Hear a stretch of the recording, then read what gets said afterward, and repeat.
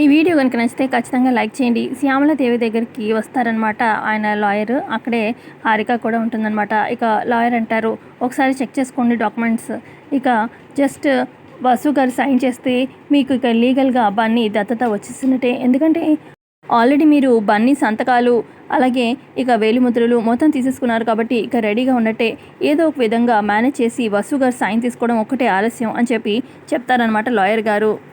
తర్వాత ఇక వసు సైన్ కోసం అని చెప్పి శ్యామలాదేవి ఇంటికి వస్తుందన్నమాట, వసు వాళ్ళ ఇంటికి. ఇక వసు వాళ్ళ ఇంట్లో ఫోన్ వచ్చినట్టుగా నాటకం ఆడుతూ ఉంటుంది.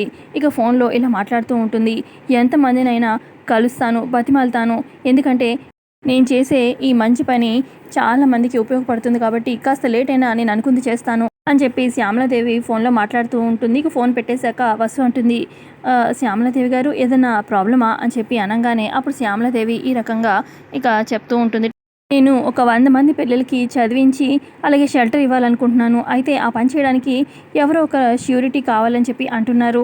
ఇక ఆ ష్యూరిటీ పెడతామంటున్నారు కానీ టైంకి ఎవరు పెట్టడం లేదు.